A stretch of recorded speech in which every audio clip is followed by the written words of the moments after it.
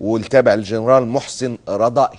هذا الموقع موجود حضرتك، ما فيهوش اي حاجه. وموضوع محمد بن سلمان والسيسي ده كمان موجود، مفيش اي حاجه فيها. اللي احنا تحليلنا بنقول لحضرتك تحليل، اللي متاكدين منه بنقول، اللي بنغلط بنصلحه، اللي بنغلط بنصلحه بدل المره 1000. لو غلطنا 1000 مره نصلح 1000 مره في النهايه. المهم، مسؤول رفيع المستوى بالبنك المركزي قال ان الجنيه المصري ليس ضمن سله العملات الرئيسيه المتداوله عالميا في البنوك من الاساس. ده جه ردا على ايه؟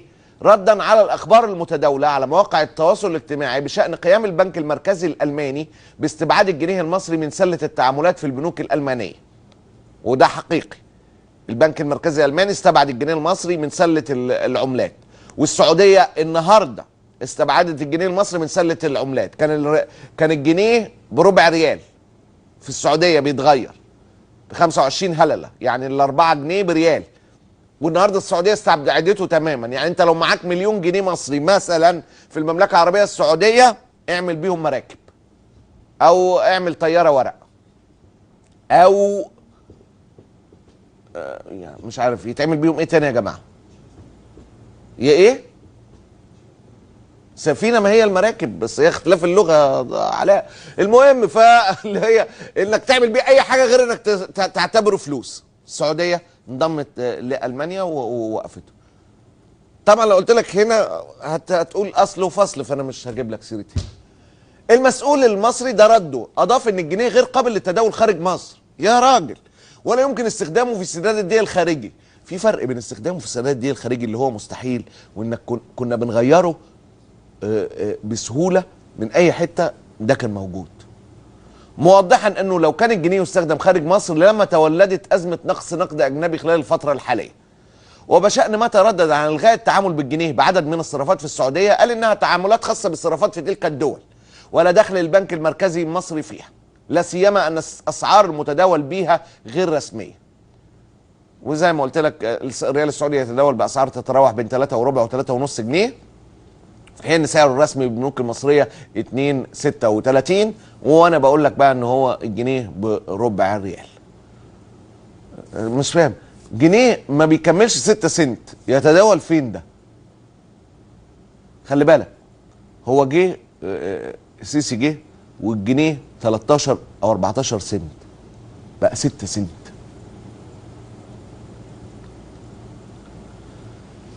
حالة من التخوف والترقب انتشرت في قطاع السياحة بجنوب سيناء عقب ظهور بقع زيتية في مناطق متفرقة وعلى الشواطئ. ربنا يستر بجد، بجد ربنا يستر. والتي يرجح انها ناتجة عن حادث غرق ناقلة البترول سي ستار تابعة لشركة مارجو مارين لنقل البترول والصيانة قبالة مدينة أبورديس بالبحر الأحمر، واللي أسفر عن غرق 3 بحارين مصريين كانوا يعملون عليها، وإصابة 2 منهم قبطان المركب، وفقدان 2 من أفراد الطاقم.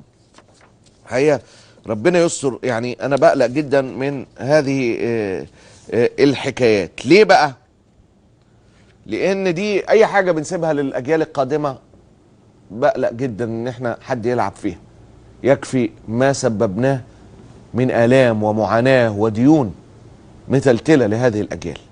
فيعني الثروة البحرية متمثلة في الشعب المرجانية وبعض حقيقة حاجات اللي بيأتي لها الناس من كل حتة في الدنيا بيصعب عليا جدا. هشام فتحي واحد من العاملين بمنطقة أبورديس قال ان هم شافوا بقع زيتية في اماكن متفرقة وابلغوا عنها، ومرجحا ان هي ناتجة عن غرق ناقلة البترول سي ستار. اي تعويض بيدفع؟ هتقول لي في تعويضات. فيش تعويض يقارن في مثلا تكون الشعب المرجانية والذي يحتاج لمئات السنين، ده فعلا وليس مثلا. رغم تأكيد المسؤولين ان لا توجد اي اضرار ناتجة عن حادث الغرق. عادي، المسؤولين في مصر بيقسموا بالله ان التعليم ممتاز. كان اخر فيديو بقى بتاع التعليم، يعني مش اخر، من اخر حاجات اللي انا شفتها، ممكن ما يكونش اخر فيديو، يعني هروب جماعي المدرسين من المدرسة. عظيم جدا. تخيل انت كطالب لما تتفرج على، طبعا اللي شاف الفيديو فعارف دي مدرسته مين. تخيل انت طالب في المدرسة يوم دراسة لما تشوف المدرسين كده. اي روح ستسود التعليم بينك وبين المدرس غير روح مدرسة المشاغبين. مع احترامي للروح اصلا في تواجدها في هذا الموضوع. معلش انا رحت للتعليم، خلينا نرجع للبيئه البتروليه، البيئه اللي تضررت في جنوب سيناء. ايه اضرار غرق ناقله البترول؟ ما حدش بيتكلم في الاعلام. ايه التعتيم؟ ليه التعتيم؟ من المستفيد؟ من المتضرر؟ مفيش اي كلام عن ده في الاعلام خالص. محدش بيتكلم عن ده في منطقه، في بلد واحده من اهم ثرواتها الطبيعيه هي الشعب المرجانيه والبيئه البحريه، اهم ثرواتها. مستشفى مصطفى كامل باسكندريه اعلن صباح اليوم وفاه اشرف شاهين متاثرا بحروق بلغت 85%. اشرف شاهين عدى عليه اسبوع لحاول بينتحر قدام نادي مصطفى كامل. مستشفى مصطفى كامل اكد ان هو مات. الله يرحمه، الله يرحمه. اشرف اللي حاول يشعل حرق نفسه في منطقة سيدي جابر عقب تحرير محضر سرقة ضده، وصفته اسرته بانه ملفق، وعللت محاولة انتحاره لشعوره بالظلم. وبعديها محكمة جنح المنتزه برأت اشرف من قضية السرقة اللي اتهم فيها مع اخر، وصدر الحكم بعد يومين من اشعاله النيران في جسده. ياسر شاهين اخوه قال للمستشفى ابلغهم صباح اليوم بوفاة شقيقه متأثرا بحروقه، وقال اخويا مات مظلوم ومقهور ومش عارف حقه عند مين. حسبي الله ونعم الوكيل، حسبنا الله ونعم الوكيل. اشرف اللي حرق نفسه مات. اختفاءات اسلام خليل، فاكرينه؟ اختفى قصريا لمده شهور وتعذب، وكان لسه خارج بقاله ايام، رجع اختفى تاني واهله مش لاقيينه، مش عارفين مكانه. والشباب عاملين هاشتاج اسمه خرجوا اسلام خليل، واتقبض عليه من وسط البلد. اسلام خليل لو معاكم صورته يا جماعه، يعني كان مختفي قصيا وحالته ما يعلم بها الا ربنا. اهو قدام حضراتكم اهو اللي تابعناه، لسه خارج، فجأة اتقبض عليه واختفى تاني. طيب اسلام لوحده؟ لا. بعد 48 ساعة من القبض عليها الحكم على ممثلة مصرية هاجمت الداخلية بالسجن عاما بتهمة الدعارة. شروق عبد العزيز اتقبض عليها اول امبارح وخدت حكم سنة من يومين. شروق اتقبض عليها عشان عملت فيديو هجمة الشرطة لما قتلت شهيد الدرب الاحمر. عملوا لها كمين، وقال لك الضابط اتفق معاها على ممارسة الدعارة ب $300 وقبضوا عليها. ده كلامهم. كانت نشرت فيديو هجمت فيه الشرطة، طلعت عندها قضية دعارة. زي ما بالظبط الدكتور، فكروه باسمه يا جماعة، الله يرحمه، الله يرحمه، اللي قال لك نط من شقة دعارة، اللي قبضت عليه الشرطة وجبت ابوه في مداخلة، عيلة تشرف اي حد، وبعد ما قبضوا عليه موتوه. بعدين قال لك اصل احنا كنا ده نط من شقة دعارة. عادي، زي الولد اللي قبضوا عليه، المهندس اللي قبضوا عليه من اللجنة، وتاني بعد شوية قال لك ان هو دخل مات في تبادل اطلاق النار. مهندس اسلام عطيت، والدكتور اسمه ايه؟ احمد حاجة، تأكدوا من اسم الدكتور، الله يرحمه. ليش يا جماعة؟ يعني سامحونا، كمية الهم اكبر من قدرة، مش هقول اي عقل، اكبر من قدرة عقلي على احتمال وتجميع كل هذه المعلومات. فبتقع مننا حاجات بس بنصلحها على طول، سامحونا معلش. مش عارف مين راح فين في ازاي امتى. بيقع منك ناس وتبقى مقصر، وبتقع منك رسائل، وبتقع منك احداث، لان اللي بيحصل في مصر ده غير طبيعي، غير طبيعي بكل المقاييس. والحقارة واصلة موصولها، يعني بصراحة تبقاش عارف. شروق دعارة والدكتور دعارة والتاني تبادل اطلاق نار. حسبي الله ونعم الوكيل. وغدا الشريف، اما غدا الشريف يا سيس انت تغمس بعينيك بس، عايز 4 زوجات او عايز سبايا، احنا تحت ايديك، فاكرنا؟ ملك يمينك. اثارت دكتور احمد مدحت، الله يرحمه، الله يرحمه، هذا الطبيب اللي اتقبض عليه، دكتور ومات في ايد الداخليه، وقامت مطلعه بيان بعديها قالت اصله ده مات لما نط من شقه دعاره. كل دول باذن الله ربنا قادر صبر اهاليهم، بقوا في مكان احسن بكتير من اللي احنا عايشين فيه.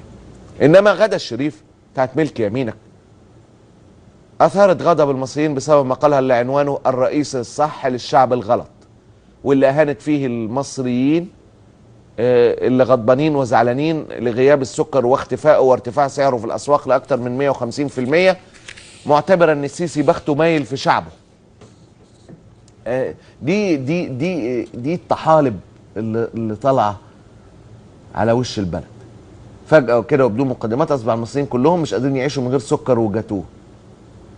لا سكر حضرتك، المصريين كلهم كوبايه الشاي هي التحليه. عندك اكتر من نص الشعب ما يعرفش يعني ايه تحليه، بيحلي بكوبايه الشاي حضرتك.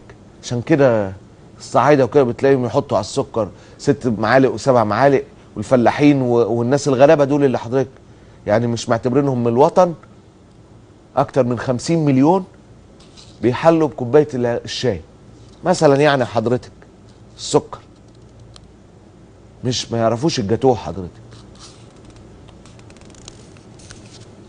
المهم قالت لك وانت تاريك يا حماده واد فرنساوي بتموت في الحلويات الفرنسيه ولا احد يعرف عنك ذلك حتى فضحك اختفاء الجاتوه. المصريين دلوقتي شغلهم الشاغل ان مفيش سكر، والسكر غلى سعره. حياتهم هتتوقف لو ما شربوش الشاي ب 17 معلقه سكر. اهم شيء في الدنيا هو المزاج، والشعب المصري سمباتيك خالص وبتاع، وسينزل يوم 11 لانه مزاجه متعكر. طب هيعملوا ايه يا حماده لما يختفي الحشيش؟ حقا يا حماده كما تقول النخب ان مصر تسيل المجهول، ولا قالوا انها بتحجل للمجهول؟ كنتش بتنط الحبل للمجهول؟ المهم مقال حقير ايام حقاره رد عليه الدكتور حازم حسني رد عليه على مقال غادة الشريف بتدوينه على الفيسبوك بعنوان الكلام الغلط في الزمن الغلط.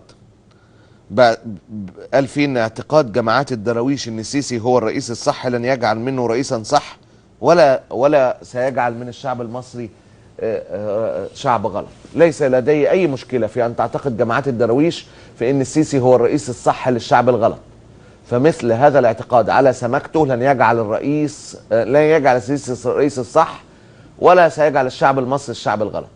لكن المشكله عندما يكون الغلط هو عنوان التفكير الصح، او يريد اصحابه ان يظهروه وكانه الكلام الصح الذي يرتدي ثياب الحكمه. صاحبه المقال التي تريد ايهامنا باننا شعب غلط لا يستحق رئيسه لم يكفيها حماده لتستخف بعقله، لكنها قررت ان تستخف بعقول الجميع. سخرت من الشعب المصري انه يبحث عن السكر والجاتوه، وترحمت على ماري انطوانيت وطلبت من حماده ان يترحم عليها لانه كان مكشوف عنها الحجاب. لا اعرف من اين جاءت خفيفه الظل بهذا الادعاء على الشعب المصري بانه غاضب لعدم توافر الجاتوه. اللهم الا اذا كانت سيادتها لا تعرف ان السكر وظائف حيويه اخرى اكثر من صناعه الجاتوه، فهو المصدر الرئيسي للحصول على الطاقه لشعب خصم اللحوم بفضل السياسات الرشيده للسيد الرئيس الصح. صحيح ان استهلاكنا من السكر هو في تحليه الشاي هو من اعلى المعدلات في العالم، لكن الصحيح ان معدل استهلاكنا من اللحوم هو من اقل المعدلات في العالم. اعتقد ان سيادتها تحتاج لتجربه الوقوف على السقاله او تحميل الطوب والرمل وشكاير الاسمنت ضمن تجارب اخرى لتكتب لنا بعدها عمن اين قررت ان تحصل على الطاقه التي تمكنها من العمل الشاق كما يعمل الشعب الغلط الذي لا يستحق رئيسه الصح. ده رد حازم حسني. الديمقراطي قررت مقاطعة المؤتمر الوطني للشباب اللي دعا عليه السيسي يوم 25 أكتوبر الجاري بعد توجيه دعوة ليهم قبل أيام للحضور. شباب أحزاب التحالف اللي بيضم الكرامة والتحالف الشعبي الاشتراكي والدستور ومصر الحرية والتيار الشعبي تحت التأسيس أرجعوا عدم المشاركة في المؤتمر لأن أحلام الشباب وطموحهم في دولة العدل والكرامة والحرية أهدرت بسبب سياسات الحكم الحالي. أنا آسف يعني، ومين قال إن حد كان هيدعوكم؟ غير زعل يعني، مش عشان انتوا الا يعني، انما اللي مدعوين معروفين وانتوا من الشباب. واستمرار النظام، دي التأكيدات اللي بيأكدها أحزاب الكرامة والتحالف الشعبي الاشتراكي والدستور ومصر الحرية والتيار الشعبي وتحت التأسيس، لأنه استمرار النظام في حبس العشرات من شباب ثورتي 25 يناير و30 يونيو في قضايا تظاهر سلمي، وإن سياسات الحكم الحالي أغلقت الأفق أمام حق الشباب في التعبير السلمي عن الرأي، وتم زج بالمئات منهم في السجون وحبسهم احتياطيا، وإن أجهزة الإعلام التي تتلقى توجيهاتها من الأجهزة الرسمية تشن هجوما شرسا على كل من يبدي رأيا مخالفا لسياسات النظام الحالي. وأوضح إنه التحالف أوضح إنه مش هيشاركوا في مناسبة كل هدفها التقاط الصور. كما أعلن 150 شاب وشابة من مختلف التوجهات والانتماءات السياسية المهنية معارضتهم لما يسمى بالمؤتمر الوطني الأول للشباب الذي ينعقد تحت رعاية رئيس الجمهورية.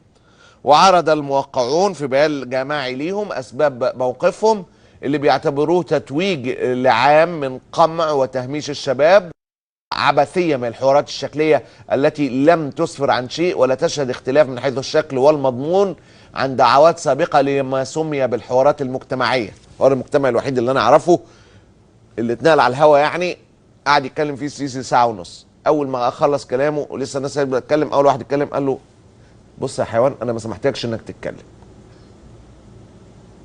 ومشاور عشان يقطعوا البث وقطعوا البث. ده الحوار المجتمعي الوحيد اللي حضره الشعب على الهوا مباشرة. طبعا عارف ان انا ما اي حد شاف اللقطه ما فيهاش اي تجني غير في حكايه انه حيوان. واذا حضرتك ان اعتبرت ان هو قال للي نطق انه حيوان ان معنى كلامه مش ان اللي نطق ده حيوان، يبقى حضرتك اللي متجني. لان ما فيش انسان يتعامل المعامله اللي السيسي عاملها للي حاول يتكلم مهما اذنب. في واحد جاي في حوار مجتمعي اخطا بقى، اتكلم كلام بدري، اتكلم متاخر، راح حته اسمها قالوا له رايح انت في حوار مجتمعي مع الرئيس فاخطا، اتكلم في الحوار، حاور يتحاور في الحوار. واضاف ال 150 شاب اللي مضوا على البيان ان ممارسات السلطه تؤكد انها لا تؤمن اساسا بالحوار الديمقراطي الجاد، ولا تسمح بالاختلاف والتنوع، ولا تستجيب لاي مقترحات او حلول بديله، معتبرين ان المؤتمر هو محاوله لتزيين عروه هذه السلطه بالشباب، ولا يوجد حد ادنى من الثقه في ان مخرجات المؤتمر قد تكون محل اعتبار او نظر من السلطه. 150 شاب وشابة وقعوا على البيان وقرروا إطلاق حملة توقيعات واسعة من كافة الشباب المصري على مدار الأيام المقبلة عبر الرابط الإلكتروني الذي يحتوي على نص البيان. أحمد السحلي، أحمد جمال زيادة، أحمد سامح العيدروسي، ده ابن سامح العيدروسي بتاع المنصورة، طبيب أسنان، ما أعتقدش سامح لحق يخلف أحمد، صح؟ مش ممكن، سامح العدروسي لسه كان بيلعب يعني، حتى لو عدى 10 سنين خلف احمد امتى؟ عضو الهيئه العليا لحزب الكرامه احمد عبد الجواد، عضو الهيئه العليا لحزب مصر القويه اللي بتقول عليه مرات ابو ميار انه حزب مصر الطريه. ده احنا رايحين له. اصبر انا عايز اخلص، انا بجري عشان الحق اخلص الفقره دي عشان نروح لعيله ابو ميار الكريم. المحامي العام الاول، اخر حاجه نختمها، عصابه محامي العام الاول لنيابات شمال الجيزه امر بحبس ضابط شرطه برتبه ملازم اول وثلاثه امناء شرطه وسته بودي جارد 4 ايام ذمه التحقيقات. عملوا تشكيل عصابي للسطو المسلح على المساكن وسرقه الاموال بعد ايهام اصحاب تلك المساكن بانهم ضباط امن وطني، ودخلوا على واحد سوداني اللي اتقبض خدوا منه 1,000,000 جنيه و15,000 دولار اذا الذاكره ما خدتنيش. وحقيقه اي نعم ده وزير الداخليه والظباط، عادي يعني بتحصل مش عيب. كل واحد من المتهمين شرى سياره فارهه بوضع انا افتكرت وضع 200,000 جنيه في حساب زوجته، انا افتكرت اشترى السياره الفارهه ب 200,000 جنيه، لان عجبتني جدا قصه كان كاتبها واحد على السوشيال ميديا. كان عنده سياره فيرنا قديمه وكان عايز يغير السياره الفيرنا، فراح شاف سعر سيارته الفيرنا القديمه دي في السوق فلقاها ب70,000 جنيه، فقعد يحوش جمع عشان كان سعر السياره كانت عجباه سياره رينو حاجه كده سينادرو ولا حاجه كده يعني انا اسف.